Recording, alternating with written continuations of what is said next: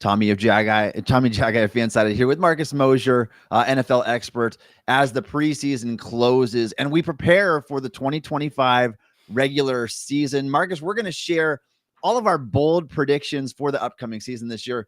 You have to stick with us because some of these are really interesting, but we're going to defend our case for each of these, Marcus. And what are your thoughts overall on the preseason before we get started? Anything that stood out to you? I mean, I'm glad it's over. I'm getting to where I really can't stand preseason anymore. This has been a long-standing take of mine, but you and I were watching the Steelers-Panthers preseason, the third preseason game, and there was like 35 players for the Panthers who sat out. So it's really hard to get like any takeaways when, I mean, you've got like backups beyond backups playing in these games. It feels like the NFL could really consider cutting these preseason games down to 2 because this last week was just atrocious across the league.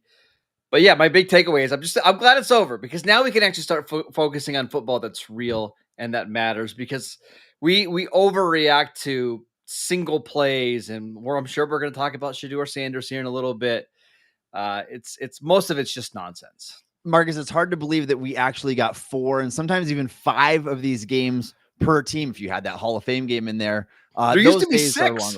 There used to be 6 preseason games. Can you imagine that? How long ago was that? That was in the 70s. They used to have 6 preseason I don't remember games. that, but I do remember having the Steelers playing 5 before in a preseason. I'm like, this is really long. You get a great look at these players, but man, how things have changed. Coaches these days are not playing their players in the preseason hardly at all. We saw Joe Burrow and Jamar Chase out there for a little bit, surprisingly. But yeah, it's getting cut down. Marcus, I want to shift over and let's talk about these bold predictions because season's on the horizon now. Obviously, roster cuts are coming up here. I'm sure we'll have a lot to talk about next week after the roster cut fallout. But for now, this is a great time for us to give our early season bold predictions. And I want to start off with your surprise team to make the playoffs in 2025. You can do AFC, NFC for either of these. Who are you going with? I'm going with the Indianapolis Colts. And it's not because I believe in the quarterback situation, because I don't, right? Like I think this is a team that has a very mediocre starting quarterback. But you got to remember, the Colts did go 8-9 last year, despite Joe Flacco and Anthony Richardson starting games for them. Richardson was horrendous. Flacco might have been worse. And yet they were still able to win a bunch of these games. And I believe in Shane Steichen. I think he's a good coach. I don't think this division, the AFC South, is particularly good. The defense has a lot of talent between Kwity Paye and Latu and DeForest Buckner. I really like Tyler Warren, who we'll get to in a second. I just won't be shocked to see the Colts go 9-8, 10-7 with an easy schedule and kind of grind their way to 10 wins and make the playoffs. Marcus, you just watched Daniel Jones stink it up in the NFC East for 5 years.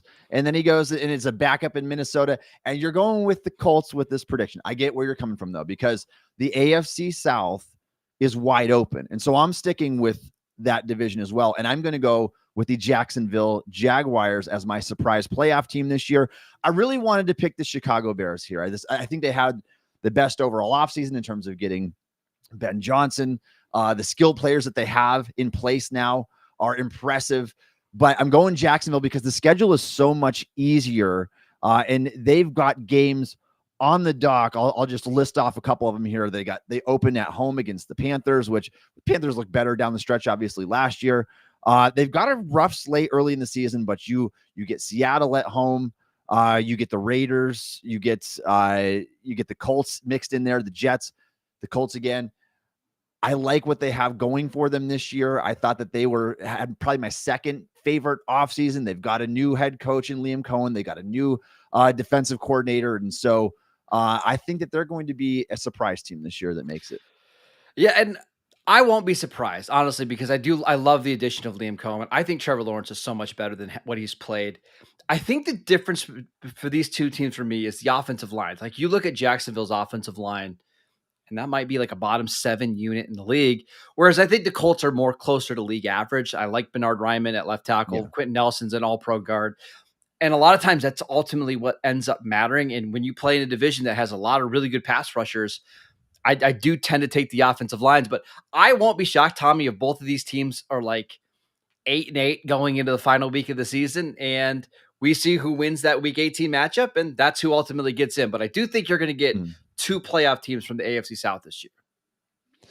Yeah, I mean, look, somebody's got to win football games in that division, and we would expect the Houston Texans to maybe come out on top here, but I like the Jaguars as a sneaky pick. Marcus, let me ask you now, who do you think? Well, let's talk about some contracts here in the dilemmas that teams are going into heading into the season. Terry McClaurin with the Commanders, obviously Micah Parsons with the Dallas Cowboys, Trey Hendrickson with the Cincinnati Bengals. Of those three, which of these deals do you predict will get done first, and when do you see that happening? So, full disclosure here, we put these topics up early this morning. I picked Terry McClaurin, and Tommy, as you were asking that question, Terry McClaurin has just signed a 3-year, $96 million extension with the Washington Commanders. So, how about that timing? Johnny on the spot, right? There now. you go. So good on Sean for catching that, our producer here. Yeah, I'm not surprised because it felt like this thing was going to get close to being done. It wasn't like a record-setting deal, and these are fairly slotted. I thought with the DK Metcalf extension that happened this offseason, it was going to be fairly easy to put him in here. Plus, Washington just really needs him. I don't think this offense can function without him. I'm glad to see McClaurin got his deal, and honestly, I think he's worth it. There was some concerns about, do you pay a receiver that's going to be going into his age 30 season? But I'm happy McClaurin got his extension.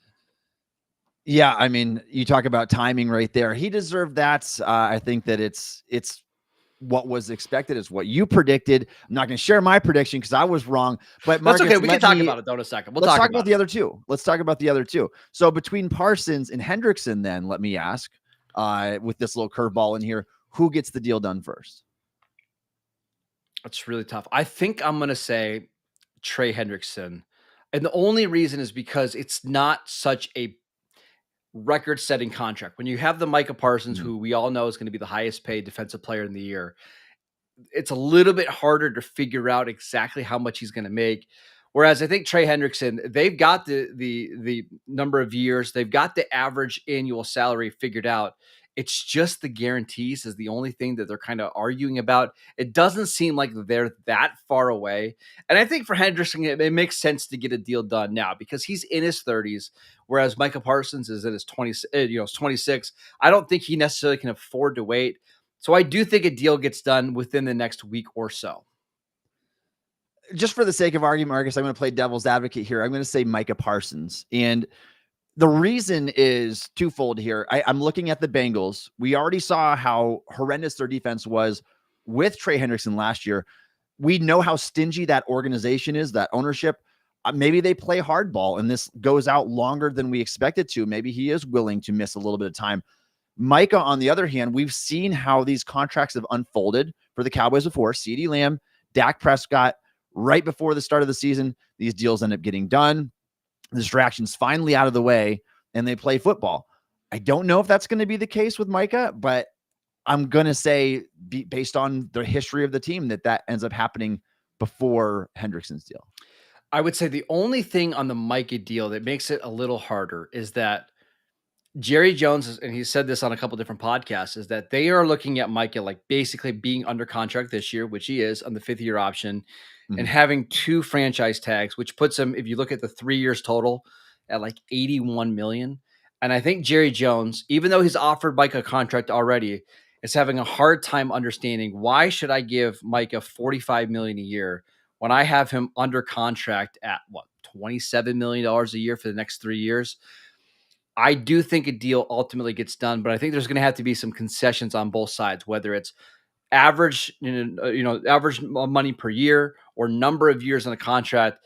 This feels like a thing that could go all the way up until September 4th when the Cowboys kick off against the Eagles.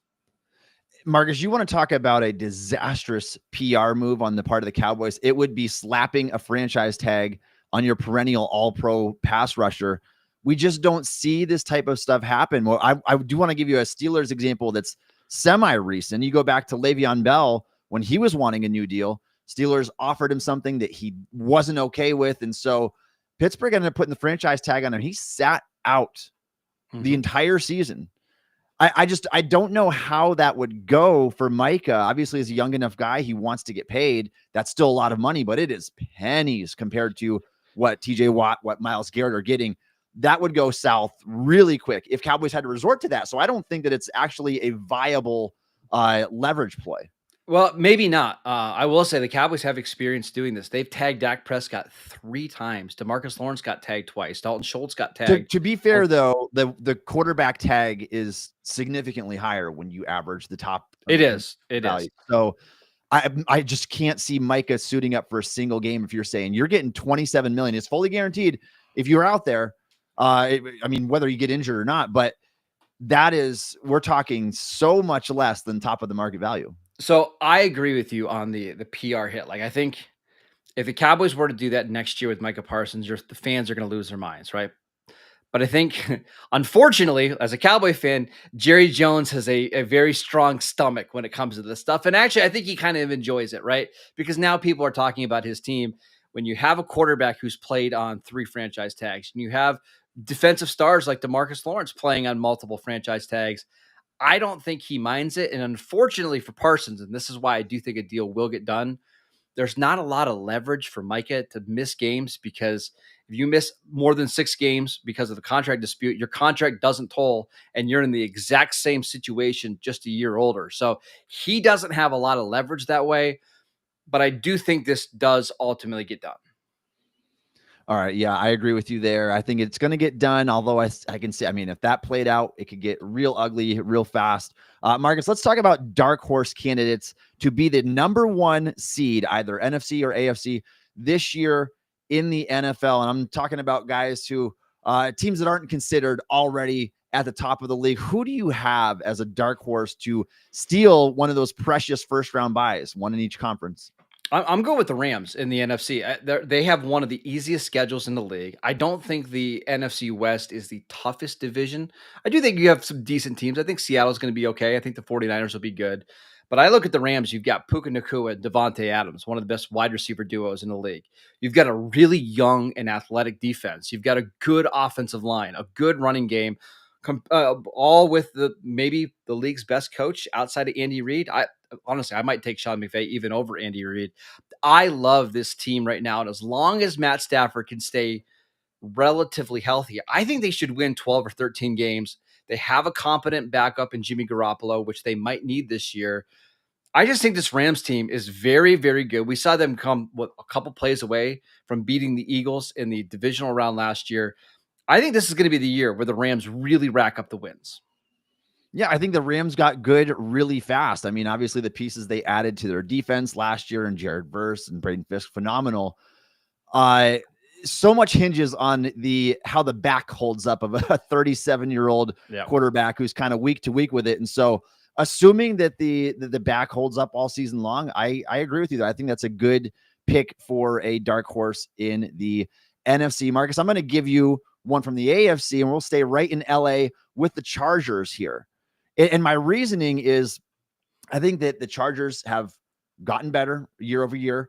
But specifically, it comes down to Jim Harbaugh and what he has done as an NFL head coach. And I know that there was a decade-long gap in between his last NFL coaching stint, but he has nearly a 70% win percentage in the NFL. In his first season with the Chargers last year, led him to an 11-win season. I just think that they are a really solid team, coached under Harbaugh. I think the roster is strong. They've got bookend tackles. They got a franchise quarterback in Justin Herbert. They've got young talent that should progress this year. And so they are my dark horse candidate to take the number 1 seed. And I know that the AFC West is really crowded, but I'm going with the Chargers. So I'm kind of with you that I just blindly trust Jim Harbaugh to have his team be well coached and well prepared. And they do have a lot of things I like about this team. Justin Herbert's one of my favorite quarterbacks in the league to watch. They got Joe Alt, who's moving from right tackle to left tackle because of the Rashawn Slater injury. I still think the offensive line should be okay, even with that one. They've upgraded their receivers. They've upgraded their running game. The only thing holding me back is their defense was really good last year. I believe they finished as the number 1 overall defense. But when you look at the talent level on their defense, like let me give you their starting defensive line right now. It's Deshaun Hand, Tier Tart, and Naquan Jones. Like it's very average. And then in their secondary, their number one corner this year is Dante Jackson, who was on your Pittsburgh Steelers. Like their secondary outside of Derwin James and Cam Hart, who they like a little bit, is just not great. I like their linebackers. I think Khalil Mack can still play, but man, I wouldn't be surprised if this defense goes from like first to like 11th, which is still good. And maybe that's ultimately what holds them back. But I do like this Chargers team. Well, Marcus, I will add here too. They finished 9th in DVOA last year. And then you look at some of the games on their schedule. You've got the Raiders in week 2. I'm looking at the games that they should be favored in. You got Raiders, the Giants, Miami, the Colts, the Titans, Jacksonville, the Raiders again. Like there are a lot of games that they should win. Dallas. They could, yeah, they should rack up a bunch of wins in that middle part of the schedule. They should. And then in other, with the rest of what they have remaining, if they can do a little bit better than expected, because obviously you've got the Chiefs twice. That's a daunting task when you're in the AFC West. The Broncos are going to be no cakewalk this year. No. Those are the hardest games on their schedule. You got the Eagles, and that one's going to be brutal as well. Outside of those games, though, everything else they should be favored in this year. And so if they can kind of split or even go a little bit better than expected in those, they'll at least give themselves a chance to climb up to that 12, 13 win season. I agree with everything you're saying about the Chargers. And I do think they should rack up a bunch of wins in the middle part of that schedule. But one of the reasons why I had a hard time, because I thought about them, is that I think the Chiefs are obviously going to be the Chiefs. They're going to get to double-digit wins. Yeah. And I think the Broncos could have the league's best defense. They're also really well coached with Sean Payton. Maybe it's just 3 teams that all get to like 10 or 11 wins.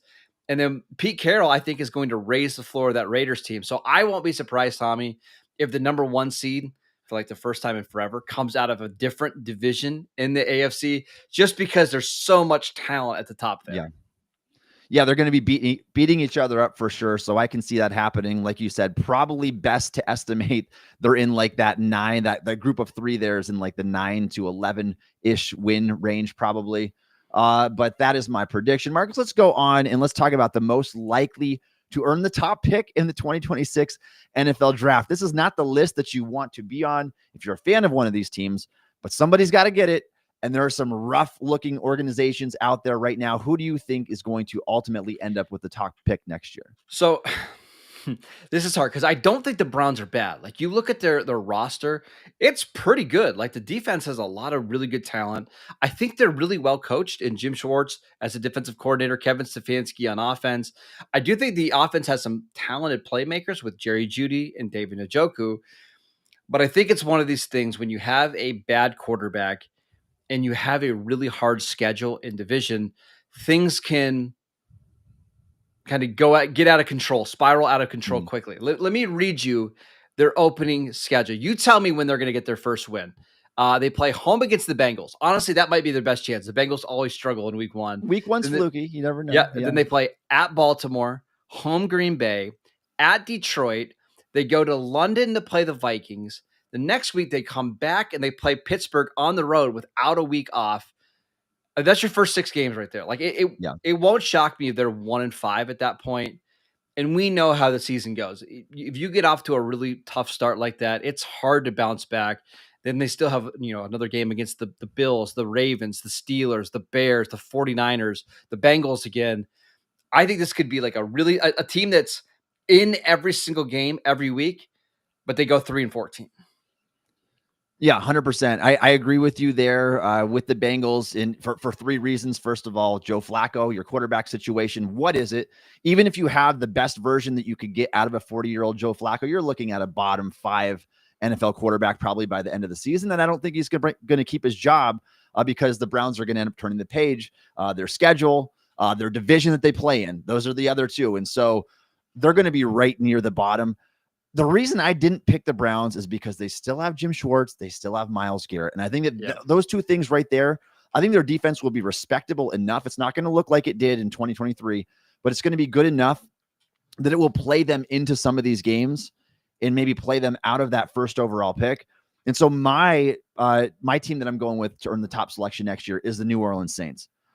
this team has next to nothing going for. Like, I just don't know what they have. Where is the talent on this roster outside of Chris Olave, outside of an aging Cam Jordan? You've got Tyler Shuck, who is a 26-year-old rookie quarterback. If he stinks, what is the incentive to even try to win games? Like, Kellen Moore just got the job. If he's any good at all, whether or not he is, well, we might not find out for a few years down the line, but he has a chance to go and reload with his quarterback if Shuck doesn't work out. I just don't know what the Saints have going for them this year. And I know, but the one counter argument, I know you're going to bring it up, the NFC South is not very good. And so they can win games by default there. And I agree with that. I just think that they are so bad in terms of their overall talent, and their quarterback situation is 32 out of 32. Yeah, it's rough. I will say one of the things that they have to their advantage is they have the best defense in the NFC South by a lot. I mean, it's probably not close at all. Like every other defense is going to give up probably 28 to 30 points a game. And their defense it's good. It's not great, but good is probably going to keep them in a bunch of these games. And part of me thinks that just with better coaching, they go from Dennis Allen to Kellen Moore, they can still run the ball. They have Alvin Kamara. They have a good offensive line that they could maybe grind out to 5 or 6 wins. If you're a Saints fan, I don't know why you would want that to happen. I agree with you. Like if I had to pick a team in the NFC to earn the number 1 pick, I would pick the Saints. But Tommy, I'm just saying, it wouldn't shock me at all if they're just one of these annoying teams that gets to 6 wins and we come back here and think, well, why did they do that? What was the point of that season? Because you're going to need to draft your quarterback next year, and winning 6 games does absolutely nothing for you. Yeah, I mean, that could very well be the case. Like I said, that division is wide open for sure. I just don't see the Saints doing there. I would expect them. Like, would you bet against the field to have any of the other teams have worse overall quarterback play than the Saints this year?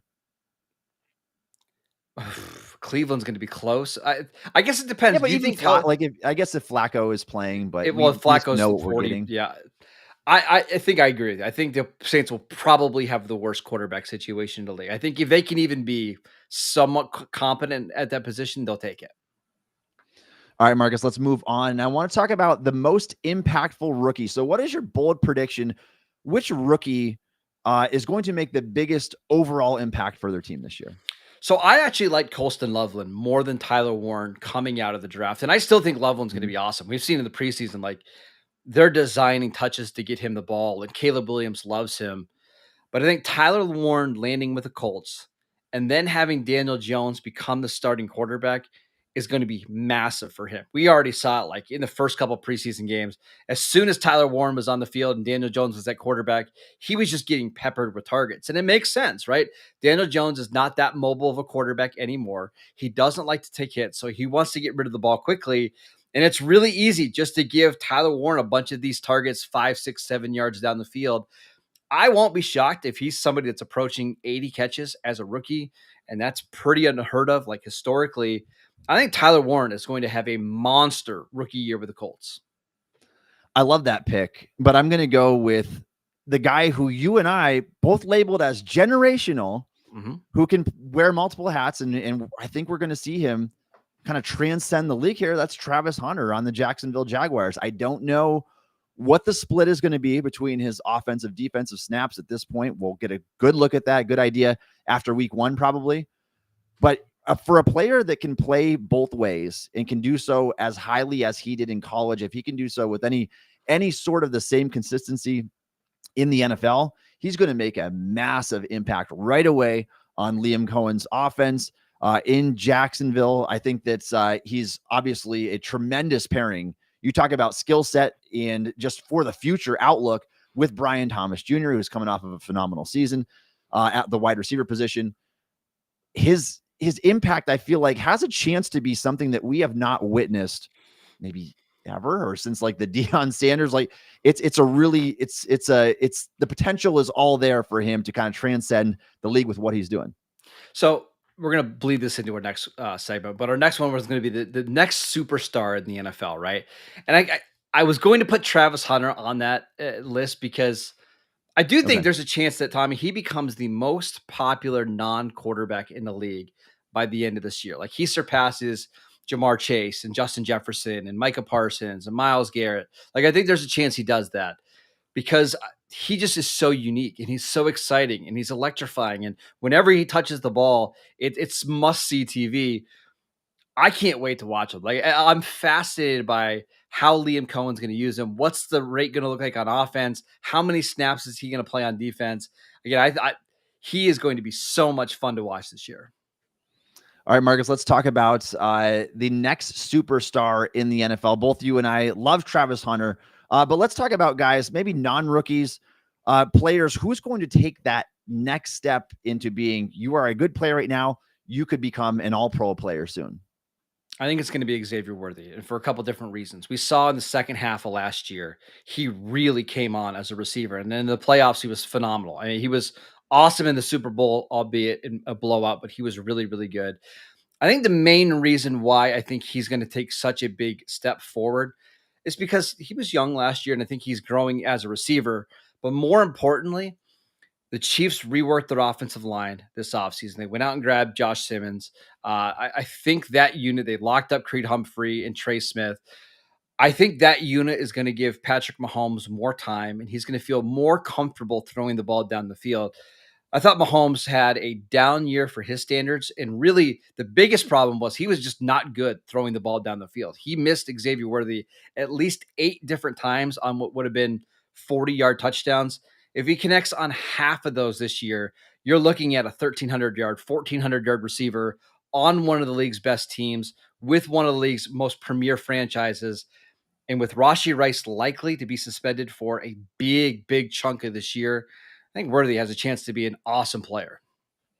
I can see the upside there. I can see where you're coming from. You've shown me some of those missed passes from Mahomes and what could have been potentially for Worthy, who fell just short of the 1,000-yard mark last year. Marcus, I'm going same draft class, same position, same division, but I'm going with Ladd McConkey, who just was so impressive as a rookie last year. And I love this guy coming out of college. Anytime you get a receiver who can be potentially elite before the catch and potentially elite after the catch, you've got a really threatening player. And so McConkey in his rookie season missed a game and still recorded 82 receptions for 1,149 yards and 7 touchdowns, averaged 10.3 yards a target, 72 yards a game, caught 73% of his passes.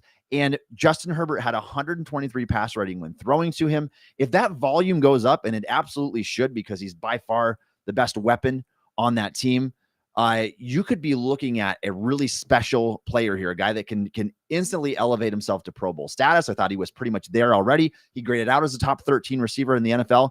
And Marcus, I watched Antonio Brown for a long time in the NFL. You did too. Ladd McConkey is probably the receiver in the league right now who reminds me the most of AB in terms of what he can do before and after the catch. You can line him up outside. You can line him up in the slot. Super excited to see this guy in year 2. Yeah, and I think there's this misnomer with Ladd McConkey that he is a slot-only receiver, and there's some obvious reasons for that. But I think you look at like the size profile, he's the exact same size as Garrett Wilson, who plays almost primarily as an X receiver. And it does sound like Greg Roman and Jim Harbaugh are going to try to use him all around the formation this year. And that's why I thought bringing in someone like Keenan Allen will actually help Ladd, because now he's going to be able to play on the outside a little bit. He's going to move around. I think they're going to use him a lot as a Z receiver. And if this run game is improved, like a lot of people expect, maybe that's when we start to see more downfield shots to Ladd McConkey. I think the only thing here would be the volume, just because Jim Harbaugh and Greg Roman love to run the football. But in terms of talent, he's an awesome player, and I can't wait to see what he does in year 2. All right, Marcus, I've got another one for you here. The best new head coach in the NFL. So of all the head coaches that are either in new landing spots or first-time head coaches this year, who is your pick to be the best of that group this year?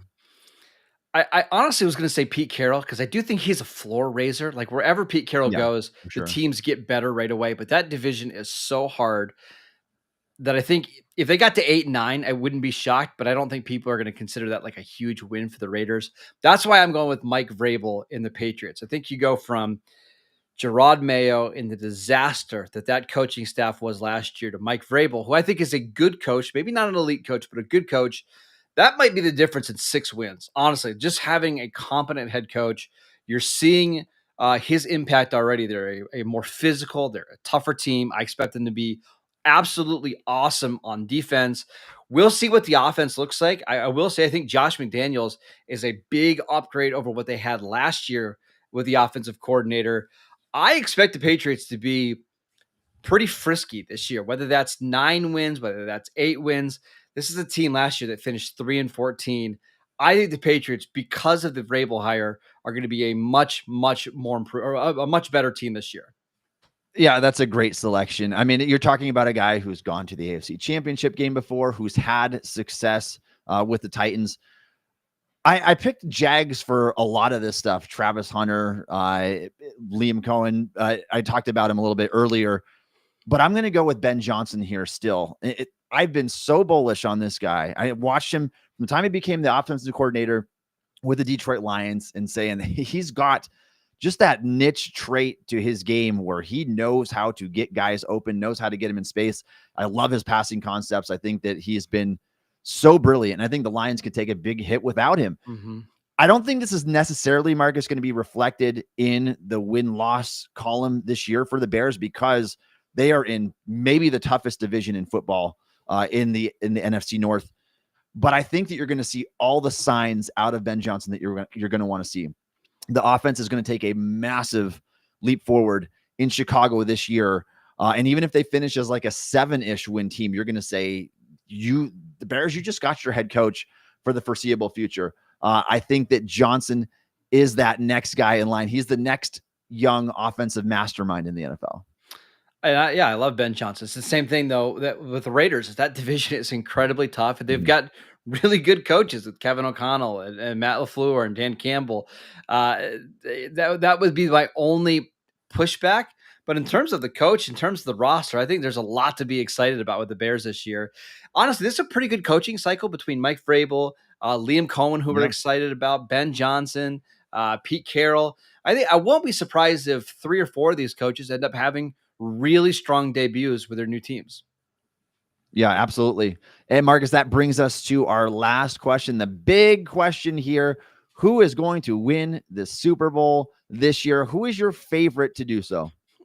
I was going to put the Eagles, but that seems a little too chalk, right? It's so easy just to say the team that won the Super Bowl last year is going to win the Super Bowl again. I do think the Eagles are going to get there. It's really, really hard to repeat, especially when you lose, your offensive coordinator yet again. You lose a lot of talent. I'm going to go with the Baltimore Ravens. I think outside of Philadelphia, they have the best roster in the league. They've got talent galore on defense. They might have the best secondary in the NFL. They drafted Malachi Starks to pair with Kyle Hamilton. They've got an awesome defensive line. They've got a really good offensive line. And I just think they're kind of due. Like they've been the number 1 seed. They've been in these divisional rounds. They've been in the championship game. It feels like this is just maybe the year they finally break through. I would be shocked if they're not one of the final 4 teams remaining. And again, when you have a 2-time MVP at quarterback, maybe you should have been 3-time MVP. Eventually, you're gonna break through one of these years. So I'm picking the Ravens in 2025. I love that pick. And for the sake of argument, I chose someone else because the Ravens were the team that instantly came to mind. They've been so close. They are so talented. They've got a great head coach. They've got the great quarterback. I'm going with the Buffalo Bills. Josh Allen is just too good to keep him down in the playoffs for long. I think that he is going to find a way. You look at the list, Marcus, all time of quarterbacks that have not won the Super Bowl by the time they retired. He might be at the very top of that. I mean, you're talking about Dan Marino, obviously a phenomenal football player. There's a few, but he is too good. And I look at the quarterbacks specifically of the 2000s. All of the best quarterbacks of the 2000s won Super Bowls, almost all of them. And so Josh Allen is better than most of those guys, not named Tom Brady, Peyton Manning. He is really good. Now, the Bills obviously aren't the complete roster. They're not as good as the Eagles. They're not as good as the Ravens overall. But Allen is every bit as good to go toe-to-toe with anybody in there. Let's hope they don't get that Chiefs matchup this year. But they can do it, and I'm going to have the Bills going all the way. Yeah, I hope that it happens for the Bills. I'm actually really rooting for them this year. I think The difference is Josh Allen is a better playoff quarterback than Lamar Jackson. Like, we have a lot of data that suggests that it's not close. And listen, if you asked me one game who you want to win, I probably would take Josh Allen over Lamar Jackson. The difference for me is on the other side of the ball. You look at Buffalo's last 5 playoff losses, they're giving up like 33.5 points per game.